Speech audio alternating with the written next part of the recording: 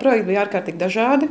Gan ņemot vērā to, ka tie bija pieteikti dažādās kategorijās, gan arī to, ka bija ļoti dažādi pieteicēji.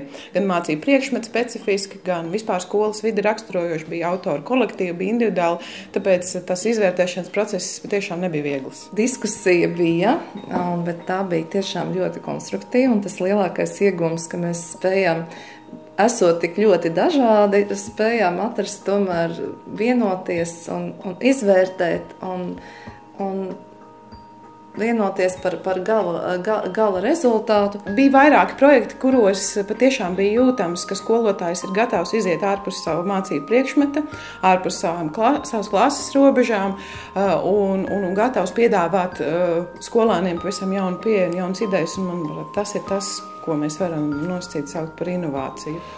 Inovācija, ar ko gan bieži vien katrs saprot kaut ko savādāk, tas var būt gan metode, kura ir bijusi, bet kur tiek pielietota jau citādā veidā.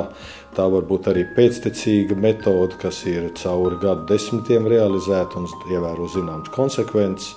Varbūt arī dažādi citādi vērtējumi, bet kopsumā visas šīs idejas padara mācību procesu efektīvāku, pievilcīgāku un ar augstāku pievienoto vērtību tieši skolniekiem. Tas, kas mani priecēja, bija tas, ka samērā īsā laikā bija tik daudz pieteikumu šim konkursam. Inovācija balvas konkurss ir pirmo reizi, un 55 pieteikumus es patiešām ļoti pozitīvi vērtēju. Tas nozīmē, ka ne tikai aktivitāte, bet arī tādas labas domas, inovatīvas domas ir mūsu skolās, un mūsu izglītības darbinieki ir gatavi startēt šajā jomā. Katrā pieteikumā bija redzams skolotāja padarītais darbs un tas, ka viņam patiešām rūp gan tas, ko viņš dara, gan tas, kāda būs viņa skolēni šodien, rītu un pēc 10 gadiem. Un, man liekas, tas ir tas pats galvenais. Ja skolotājiem rūp viņa galvenā mērķa grupa skolēni, tad jau viss ir kārtībā. Liela pateicība visiem, kas šoreiz pieteicās uz inovāciju balvu, jo šī pati inovācija balva jau ir inovatīva pēc nosaukuma, jo nekad vēl tāda nav bijusi. Un līdz ar to arī tā izpratne par inovāciju ir ļoti dažāda.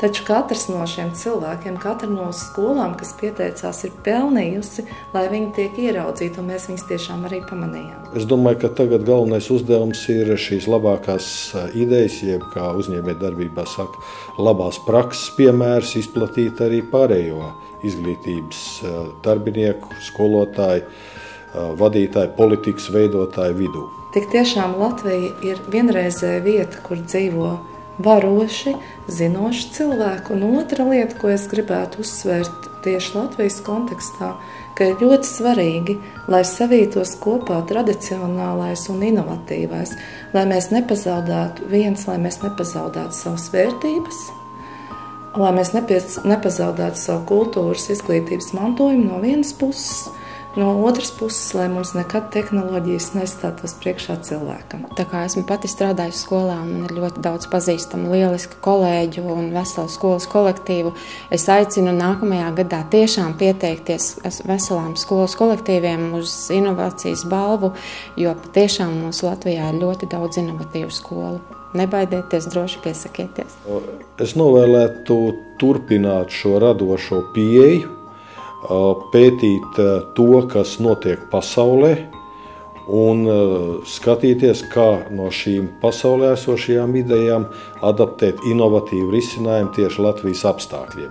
Jo universāli risinājumi nav, parasti ir jāadaptē vietējiem apstākļiem, un es domāju, ka mums ir pietiekami daudz ļoti spējīgu pedagogu, kuri šīs idejas var realizēt pēc tam dzīvē.